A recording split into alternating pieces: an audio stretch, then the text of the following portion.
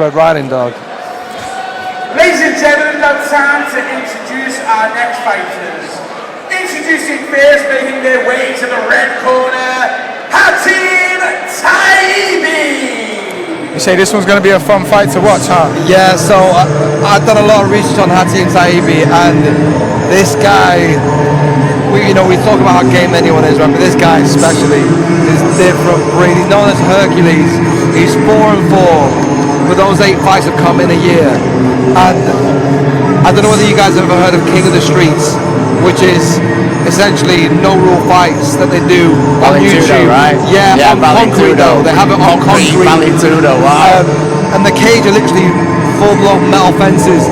This guy's fought on there twice. He's also had a no rules Valhalla bare knuckle fight.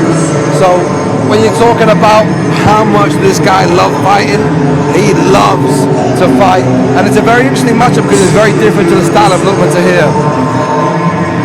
Well, I was saying that earlier, right? Luqman's a pure technician. When you watch Luqman fight, it's crisp, clean. Everything's about the art of fighting in a technical aspect, and it's got a massive heart.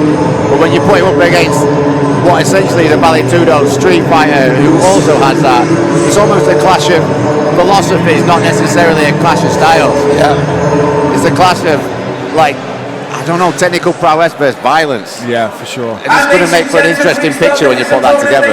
I say it's finding, it's like finding serenity within the chaos. Absolutely. Now we know that Hattim's going to bring the chaos, and we just need to see if Luqman can find that serenity and just equalize it, nullify it, and play it into his hands. It can be a dangerous factor to come into a fight, but at the same time, it can also play into his favor. You know, and Tim's going to be looking for certain shots and certain ways to apply his game within this fight. But he's also going to leave himself open if he is too wild, if he is too overzealous. So, again, it's going to be interesting to see.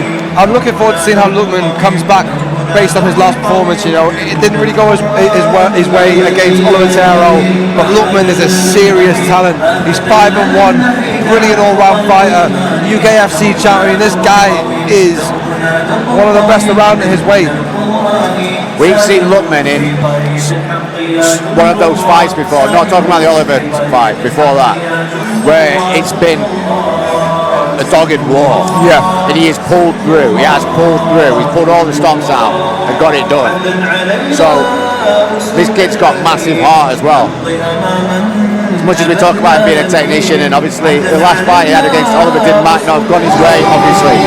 But it's not about that. It's about, like, when we've looked back on his other fights as well, he's got the heart and the skills to get the job done. People always say you're only as good as your last fight. I don't think that's as true. I think you're as good as the average man. Yeah, 1,000,000%. 1,000,000%. I like the way you've just said that as well, and I'll reiterate it and then go back onto that. You're in a position where you're able to evolve every time, and you're able to show the level of evolution now. We talk about Luqman, we talk about the fact that he lost his last fight and he's coming back off a loss. Where has he been?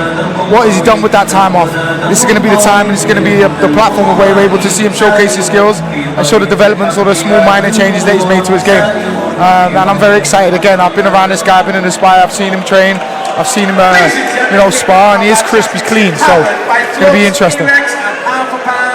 Proudly presents 3 rounds of featherweight MMA action. Our referee in charge is Dan Hattim.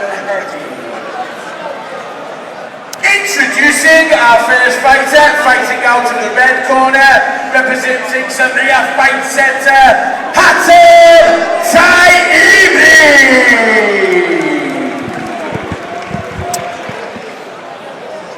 And ladies and gentlemen, please welcome his opponent fighting out of the blue corner, representing Aspire, Luqman Tahir.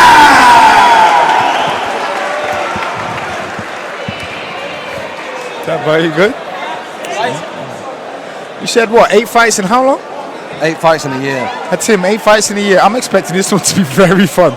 The guy's going to want to go home after the first round and get ready for the next fight. It looks like a bit of a He sign, might have another fight later, you know. It's probably already got scheduled. These Vale-Tudo no-rules street fighting guys just fight.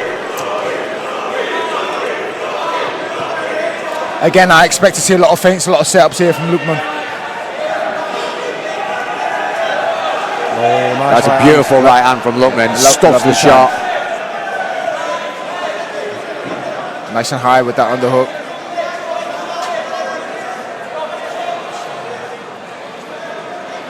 The team's got good head pressure there against Luqman. I like the way he's putting in them little slaps to the face as well. That's just off-putting. You constantly start taking them, you tend to change your head position. So you might be in a dominant position, you take a few of them slaps and you're looking to move somewhere else.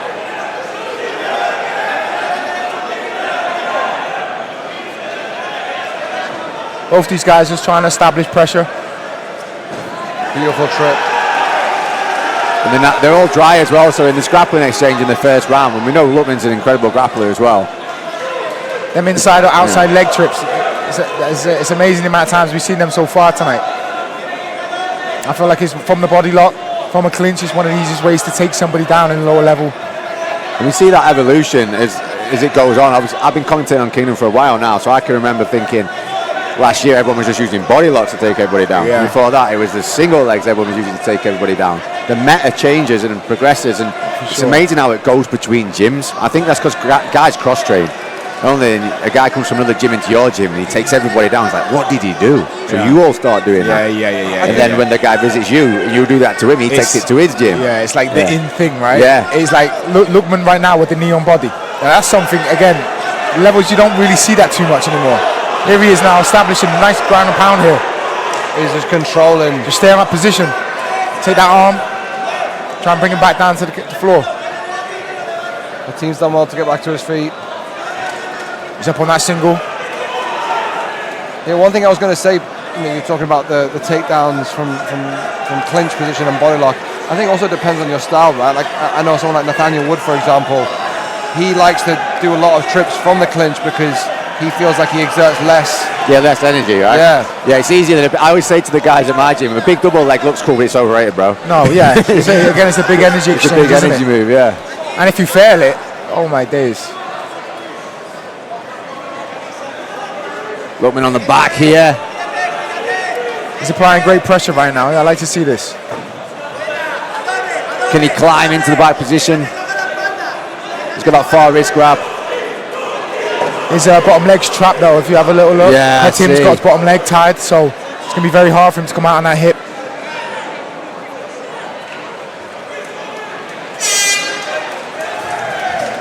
good first round from Luqman. Yeah, I was about to say good first round.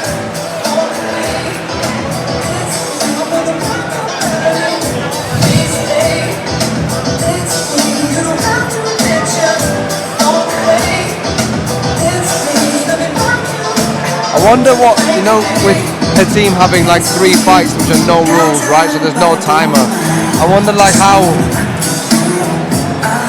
that differentiates how you train, because if you're always used to, well, not always, but if you've had experience having fights where you're not fighting for 3 minutes, you don't know how long you're fighting for, like. Yeah, well, look at it like the evolution of like bottom position. You think back to the Gracies playing guard for an hour and a half in Vale Tudo, they'd still win, you know what I mean? You can accept different positions for longer. The position doesn't matter too much because there's no rounds.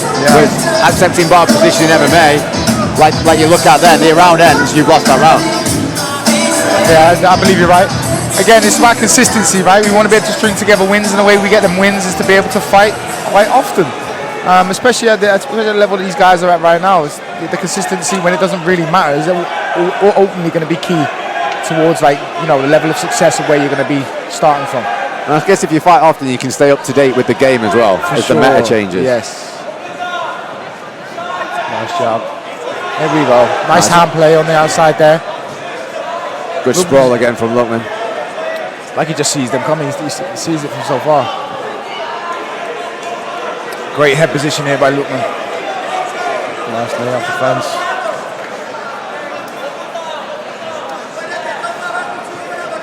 Luqman just seems so laser focused right now. I'm very impressed with his spatial awareness. Just stepping in, stepping back out of play, just letting Hattim miss ever so slightly. So close to landing that right hand. Beautiful body lock throw. I think that hurt Hattim. Then I saw him a big wince. Might land on his shoulder.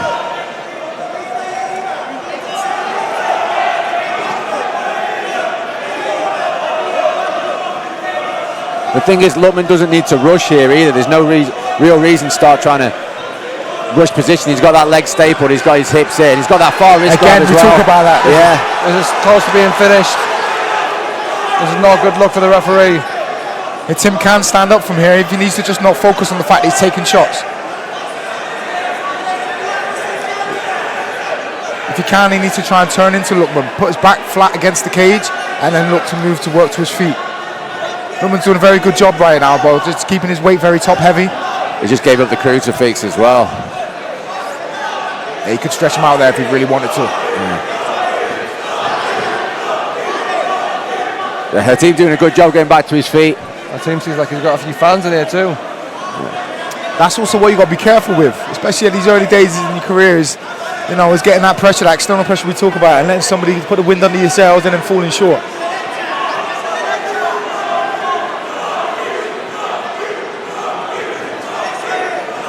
Hattim on the back. Oh, he's done well. Let's see if he can maximise this position, take his time.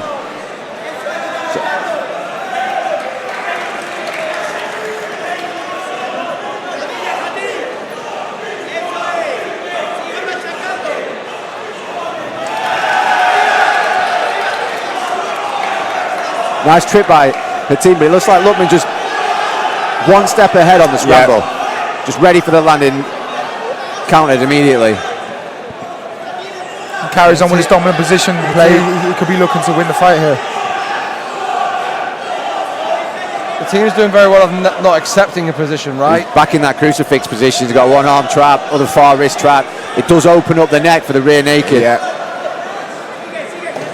Now Luqman could flare the elbow from there. And then bring him back to tying the wrist up behind the back. The team doing a good job of escaping. I was just about to say that, single up to the waist. Hattim's not accepting any position, right?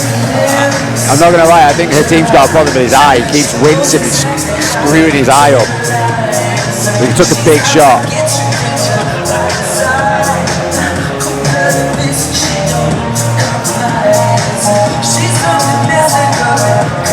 Luqman's fighting well, but Hattim's not making it easy.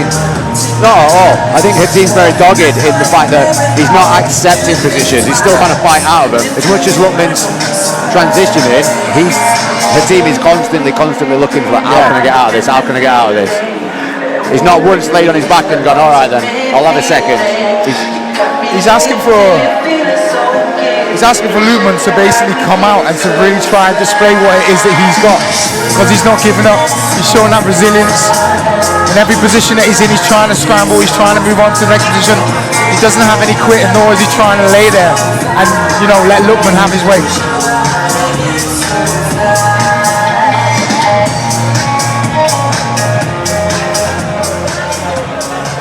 A little bit of music to get the energy back up for the boys. Here we go, third and final round. Beautiful jab from Hattim to start the round. Both just finding the range there. The team's supposed to be venom, right? Every single shot. He needs to set that shot up with some punches though, right? Yeah. You've got big punches, the team. Throw them, go underneath. And it's not like he has a bad shot. Comes in quite quick, look, we're in the third round now, and he's just a stab attack straight away, going on the hips. I think after the third round, he started every single round the exact same way.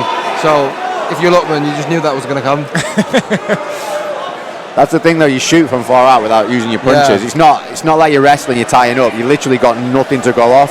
Spoke about this before. You look at the statistics. Open mat for takedowns against the cage is something like 20 to 80%. It's crazy.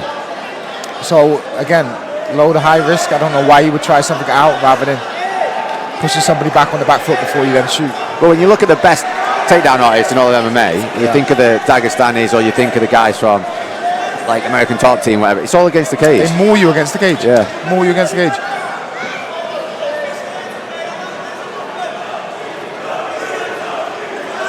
It's like a battle on the Wizards. Oh! Lovely that. Fantastic.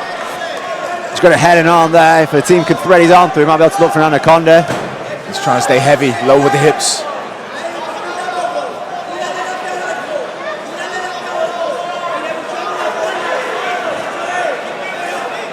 Yeah, Luqman did a good job. Yeah, Luqman did a good job of fighting the hands there. The team on the back. He's climbing. Oh, he's done well. Just slightly off to the side. Wants to see if he can really establish it, climb round to the back again. Luqman could shoot out and end up being on top of him here. This is where you need to have that confidence, right, to let go, push yourself back, and then go again. Yes. Luqman's curled up quite tight though. If you have a look at his limbs, his elbow's quite tight to his hip. Minute left on this round, guys. It's been a great fight so far. Probably Hattim's best round. And like you said, it shows he's got no quit. And with supporters like that, I doubt you will. No.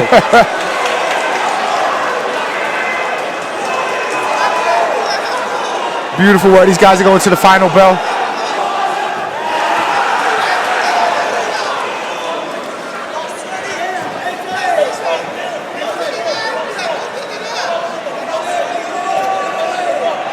Liam McCracken in the corner there. He's like, get up, do not stop, do not that's stop. a beautiful takedown from Hattim. Luqman's on that scramble though. On the body lock. Can he finish the round on top? Can Hattim explode and get back to his feet? Oh! Nice sit through. Lovely stuff. Turns up, man. Beautiful. Right from both guys. I was pleasantly surprised with that one. That was a fantastic fight. Yeah, I think Hattim really come out and, put his name out there and made himself proud also, regardless of the outcome. I do think Luqman did enough to win that fight, but Taiebi did not make that easy. There were a lot of 50-50 moments. Based off control, I would give that to Luqman though. There's a lot more offensive display. He managed to push Hattim back to the cage a few times with the hip tosses and throws, the inside leg tricks. I think Hattim did a good job of warming up into the fight. I think if he'd have come out the other way in round. the first round, the other way round, he might have had a little bit more success, but it looks like he's not banged up or anything. He's fresh, smiling, had a great time, great experience. He's tenacious as well. I like that. Yeah. I like that. Guy wasn't giving up. He's always creating a scramble or a way to try and get himself out of a situation. So that speaks a lot.